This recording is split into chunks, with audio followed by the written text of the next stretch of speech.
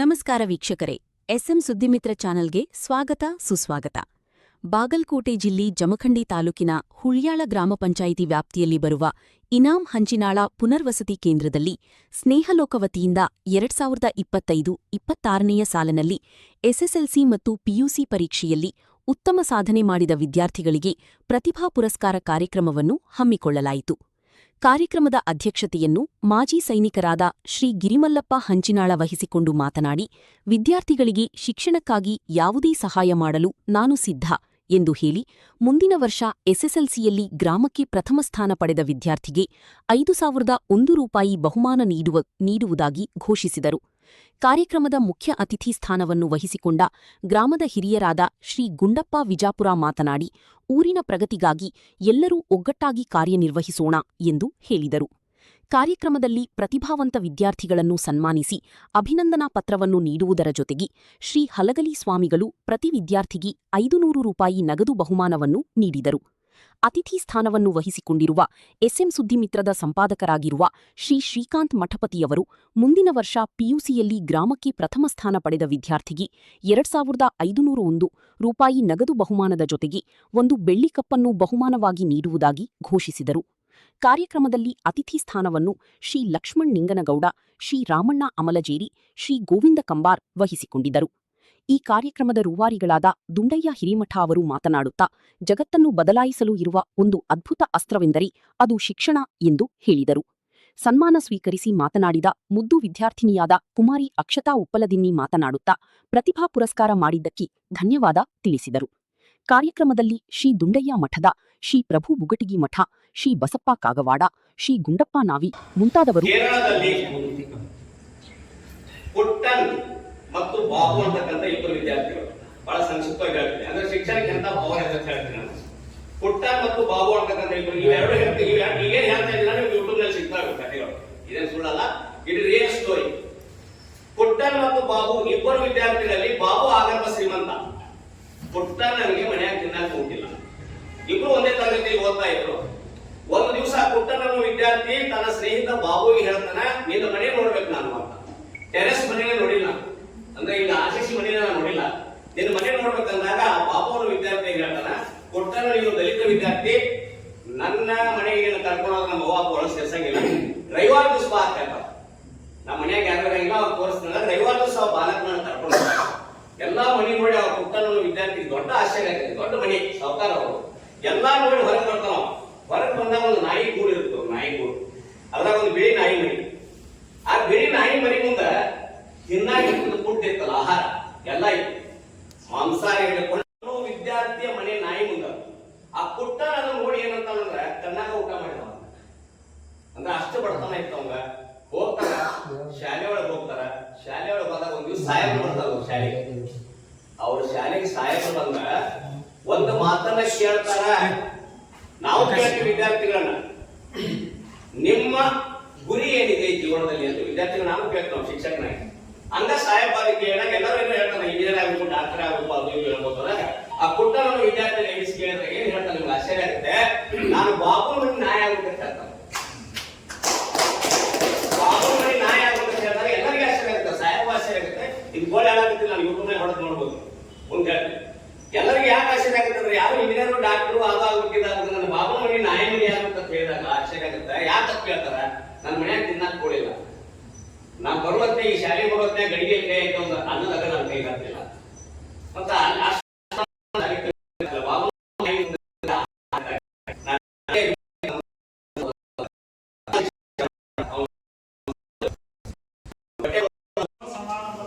ಅಧ್ಯಕ್ಷತೆ ವಹಿಸಿದಂತ ನಮ್ಮೆಲ್ಲರ ಆತ್ಮೀಯರು, ನಮ್ಮೆಲ್ಲರಿಗೆ ಅಣ್ಣನವರಾದಂತಹ ಗಿರಿಮಲ್ಲಪ್ಪ ಹಂಚಿನಾಳರವರು, ಈ ಕಾರ್ಯಕ್ರಮ ಸಮಾಜಗಳಾದಂಥ ಹಿರೇಮಠ ಗುರುಗಳೇ, ವೇದಿಕೆಗೆ ಇರುವ ಎಲ್ಲ ಅತಿಥಿಗಳೇ, ನಮ್ಮ ಊರಿನ ನನ್ನ ಸಹೋದರಿಗಳೇ ಹಾಗೂ ಮಕ್ಕಳೇ, ನಾನೊಬ್ಬ ನನ್ನ ಪರಿಚಯ ನೀವು ಮಾಡಿಕೊಡ್ಬೇಕಂತ ವಿಚಾರಕ್ಕೆ ನಾನು ಸರ್ ಭಾಷಾ ಒಳಗೆ ಹೇಳ್ಬೇಕಾದ್ರೆ ಅನ್ಎಜುಕೇಟೆಡ್ ಮನುಷ್ಯ. ನನಗೆ ಅಂತ ಏನ ಇವಾಗ ಬಲ್ಲಮಲ್ಲ ಬೆಲ್ಲಮಲ್ಲ ಆದ್ರೂ ಒಂದು ಎರಡು ಮಾತೇನು ಹೇಳ್ಬೇಕಂತ ಅನಿಸ್ತೀವಿ ಅಂತ ಬಂದಿದ್ದೀನಿ. ನಾನು ನಮ್ಮ ಊರು ಒಳಗಡೆ ಆಗಿ ಇಲ್ಲಿ ಬಂದು 25 ವರ್ಷ ಕಳೆದಿತ್ತು.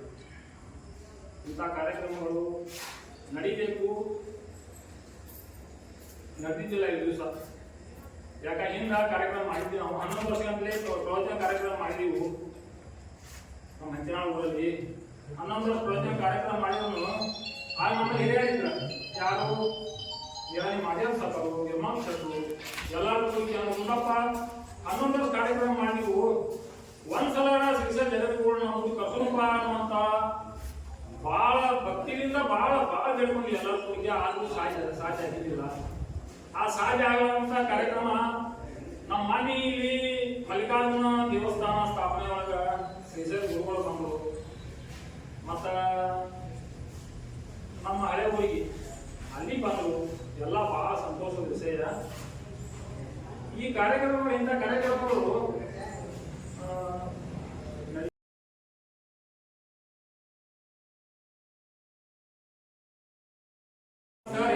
ಆ ಟೈಮ್ ನನಗೆ ಹೇಳಕ್ ಆಗುದಿಲ್ಲ. ಪ್ರತಿಭಾವಂತ ವಿದ್ಯಾರ್ಥಿಗಳಿಗೆ ಪ್ರೋತ್ಸಾಹ ಕೊಡಬೇಕು. ಸರ್ ಹೇಳಿದ ಹಾಗೆ ಯಾರೇ ಆಗಲಿ ಬಡವ ಇರಲಿ ಬಲ್ಲಿದ ಇರಲಿ ಯಾರೇ ಇರಲಿ ಯಾರೇ ಏನು ಮುಂದೆ ಬರ್ತಿಲ್ಲ ನಾವು ಎಲ್ಲರಿಗೂ ಸಹಾಯ ಸಹಕಾರ ಎಲ್ಲರೂ ಕೊಟ್ಟಿರ್ತೇವೆ. ಸರ್ ಹೇಳಿದಾಗ ಆ ವಚನ ನಾವೆಲ್ಲರೂ ಪಾಲಿಸೋಕೆ ಶ್ರಮಿಸಿದ್ದೆವು. ಎಲ್ಲರೂ ಮತ್ತು ಆ ಪ್ರಕಾರ ನಿಮ್ಗೆ ಏನಾದ್ರು ತೊಂದರೆ ಆದರೆ ಯಾರು ಒಬ್ಬರಂತೆಲ್ಲ ಅವ್ರಿಗೆ ಹೇಳಿಕೆ ಅಂತ ನೀವು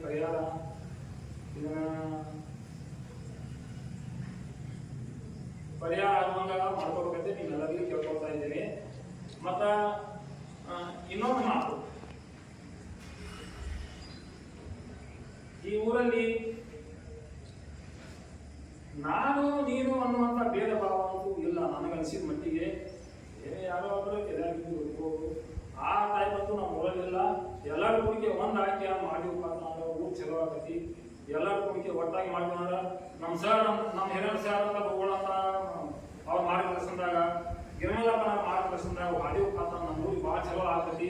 ಎಲ್ಲರೂ ಆ ರೀತಿ ನಡ್ಕೋತಿದ್ಕೆ ಸರ್ ಅಲ್ಲಿ ಗಿರಿಮಲ್ಲಪ್ಪನಲ್ಲಿ ಮಾತು ಕೊಡ್ತೇವೆ.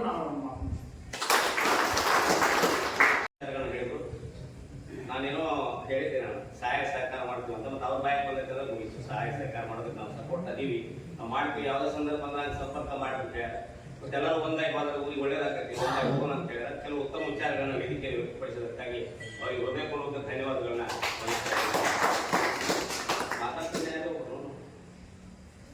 ಮಾತಾಡ್ತೀವಿ. ಒಂದೆರಡು ಮಾತು ಸುಮ್ಮನೆ ನಿಮ್ಗೆ ಏನು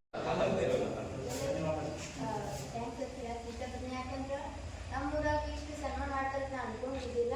ಅಂದ್ರೆ ಹೆಚ್ಚೆಲ್ಲರೂ 85 ಮೇಲೆ 90 ಮೇಲೆ ಮಾಡಿದವ್ರು ಸನ್ಮಾನ ಮಾಡ್ತಾರೆ ಅನ್ಕೊಂಡಿದ್ದೀನಿ. ಆದ್ರೆ ಅವ್ರಿಗೂ ಈಗ 75 ಮೇಲೆ ಮಾಡಿದವ್ರಿಗೆ ಸನ್ಮಾನ ಮಾಡ್ತಾರೆ ಅನ್ಕೊಂಡ್ರಿ. ಅದ ಭಾಳ ಸ್ವಲ್ಪ ಖುಷಿ ಅನ್ಸತ್ತೀವಿ. ನಮ್ಮೂರಾಗೂ ಯಾವ್ದ ಕಡಿಮೆ ಮಾಡ್ಸ್ಕೊಂಡವ್ರು ಹೆಚ್ಚು ಮಾಡ್ಸ್ಕೊಂಡವ್ರು ಭೇದ ಭಾವ ಮಾಡ್ಲಾರ್ದ ಎಲ್ಲಾರ್ಗಿ ಸಪೋರ್ಟ್ ಮಾಡಿದ್ರೆ ಅದೊಂದು ಭಾಳ ಖುಷಿ ಆಗತೈತಿ. ಎಲ್ಲರೂ ಚಂದ ಎಲ್ಲರಿಗೂ ಮಕ್ಕಳಿಗೆ ಎಜುಕೇಶನ್ ಕೊಡಬೇಕು. ಅದ ಭಾಳ ಇಂಪಾರ್ಟೆಂಟ್ ಐತಿ ಈಗಿನ ಕಾಲದಾಗ. ಇಷ್ಟೆಲ್ಲ ಥ್ಯಾಂಕ್ಸ್. ತಿಳಿಸ್ತಾರೆ ಆ ಮಗುವಿಗೆ 5,001 ರೂಪಾಯಿ ನಾನು ಕೊಡ್ತೀನಿ. ಇನ್ನು ಆದರ್ಶ ಪ್ರಯತ್ನ ಮಾಡಿಕೆಸಿಂದ ಎಲ್ಲ ಮಕ್ಕಳು ಇದರಿಂದ ಒಬ್ಬರಿಗಿಂತ ಒಬ್ಬರು ಪ್ರೋತ್ಸಾಹ ಪಡೆಯಬೇಕು. ಈ ರೀತಿಯಾಗಿ ನಾವು ಕಾರ್ಯಕ್ರಮಗಳು ಮಾಡಿದ್ರೆ ಅಥವಾ ಈ ರೀತಿಯಾಗಿ ಪ್ರೋತ್ಸಾಹ ನಾವು ಮಾಡಿದ್ದಾದ್ರೆ ಮಕ್ಕಳಲ್ಲಿ ಒಂದು ಪ್ರೋತ್ಸಾಹ ಉತ್ಪನ್ನ ಆಗ್ತದೆ ಅನ್ನೋದು ನನ್ನ ಅಭಿಪ್ರಾಯ. ನಾನು ಓದಬೇಕು, ನಾನು ಬರಬೇಕು, ನಾನು ಓದಬೇಕು, ನಾನು ಬರಬೇಕು, ಈ ರೀತಿಯ ಕಾಂಪಿಟೇಷನ್ ಇದ್ದಾಗಲೇ ಏನಾದ್ರೆ ಆ ಊರಾಗ ಕೆಲವರು ಪರಿವರ್ತನೆ ಆಗಬಹುದು. ಪರಿವರ್ತನೆ ಮಾಡಕ್ಕೆಲ್ಲ ನಾವು ನಗರ ವಿದ್ಯಾಲಯ ಹಾಕಿದ್ದೀವಿ. ಆದರೆ ದೈವ ಸಂಕಲ್ಪ ಇನ್ನೂ ನಮ್ಮ ಬೆಂಬಲದಾಗಿಲ್ಲ. ನಮ್ಮ ಬೆಂಬಲದಾಗ ಯಾಕಿಲ್ಲ ಅದು ತಿಳಿಬಲ್ಲ ನನಗೆ. ಆದ್ರೂ ಈ ಶಿಕ್ಷಣ ಇಲಾಖೆ ಎಂಬುದು ಶಿಕ್ಷಣ ಇಲಾಖೆ ಇದರಿಂದ ನನ್ನಲ್ಲಿ ಒಂದು ಪರಿವರ್ತನೆ ಆಗಿದೆ. ಅದ್ರ ಜವಾಬ್ದಾರಿ ನಾನು ನಿಮ್ಗೆ ಕೊಡ್ತಾ ಇದ್ದೀನಿ.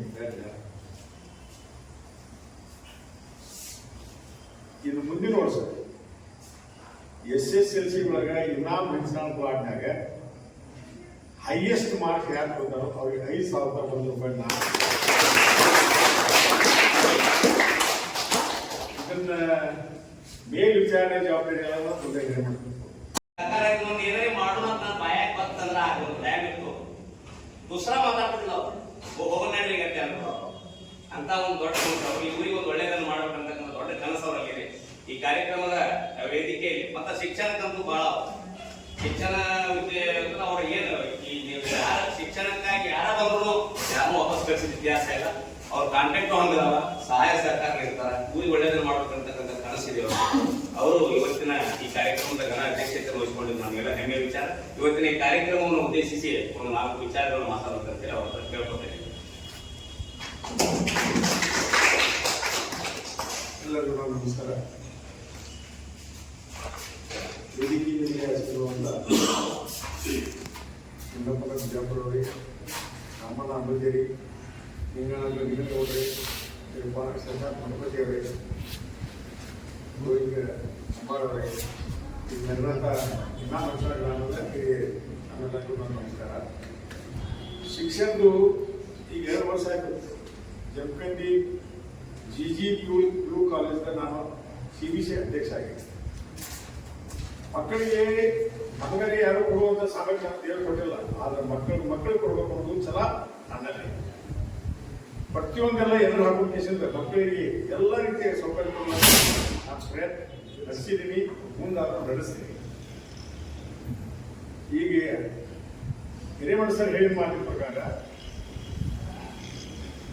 ಆಮೇಲೆ ಗುಂಡಪ್ಪನ ಬಿಜಾಪುರ ಅವ್ರ ಮಾತಿನ ಪ್ರಕಾರ ತಮ್ಮ ಅಭಿಪ್ರಾಯ ವ್ಯಕ್ತಪಡಿಸ್ಯಾರ. ಆ ಅಭಿಪ್ರಾಯಕ್ಕೆ ನಾನು ನನ್ನ ಕೈ ತೋರಿಸ್ತೀನಿ ಅಂತ ಹೇಳಿ ನಿಮ್ಮೆಲ್ಲರೂ ನಾ ಮಾತಾಡ್ತೀನಿ. ಈಗಂದ್ರೆ ಗುರುಗಳ ಬರೀ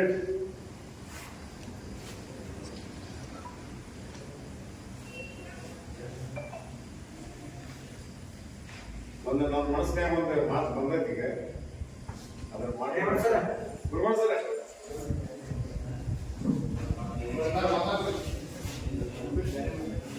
ಅವ್ರು ಕೇಳ್ಬೇಕು, ಯಾಕೆ ಜವಾಬ್ದಾರಿ ನಾವು ಅವ್ರಿಗೆ ಕೊಡೋದು.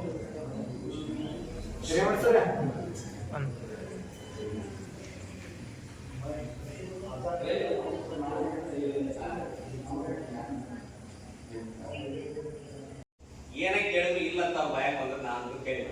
ಅದು ಮುಂದೆ ಅವ್ರು ಬೇರೆ ಬೇರೆ ಗೊತ್ತಿಲ್ಲ. ಇದನ್ನ ಮಾಡೋದಕ್ಕೆ ಚಲೋ ಆಕೈತೆ, ನಾನು ಎಷ್ಟು ಆಕೈತಿ ಏನ ಮುಂದೆ ಪ್ಲಾನ್ ಏನಿಲ್ಲ, ಹೋಗೋಣ ಬ್ಯಾಟಿಂಗ್ ಅಂತ ಅಂತಕ್ಕಂಥದ್ದು. ಮತ್ತು ಬಹಳ ಒಂದು ಅದ್ಭುತವಾದಂಥ ಘೋಷಣೆ ಮಾಡಿದ್ರು. ನಮ್ಮ ಅವಶ್ಯಕತೆ ಇತ್ತು ನಮ್ಮ ಗ್ರಾಮಕ್ಕೆ. ಹಂಚಿನಾಳ್ ಗ್ರಾಮದಲ್ಲಿ ಮುಂದಿನ ಸಾರಿ 26-27ನೇ ಸಾಲಿನೊಳಗೆ SSLC ಒಳಗೆ ಹೈಯೆಸ್ಟ್ ಹಂಚಿನಾಳ್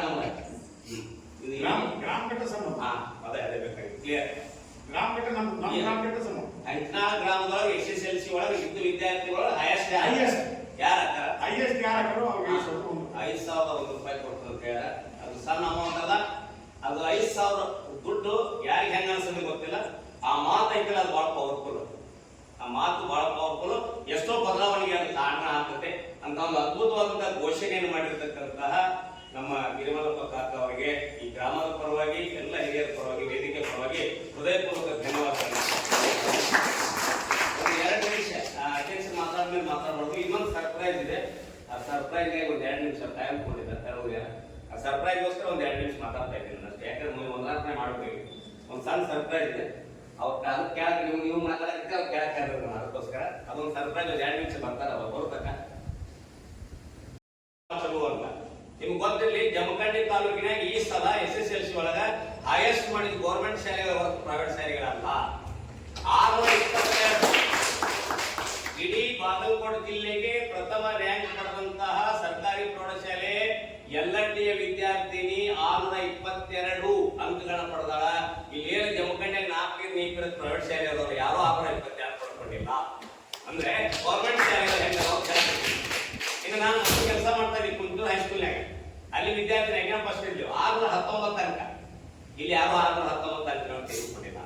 ಅಂದ್ರೆ ಓದವರು ಎಲ್ಲಿದ್ರು ಓದ್ತಾರು ಅನ್ನೋದಕ್ಕೊಂದು ಬಹಳ ದೊಡ್ಡ ಉದಾಹರಣೆಗಳನ್ನ ಹೇಳ್ತಾ ಇದ್ದೀವಿ. ನಾವೆಲ್ಲ ಏನ್ ಮಾಡಿದ್ವಿ ಅಂದ್ರೆ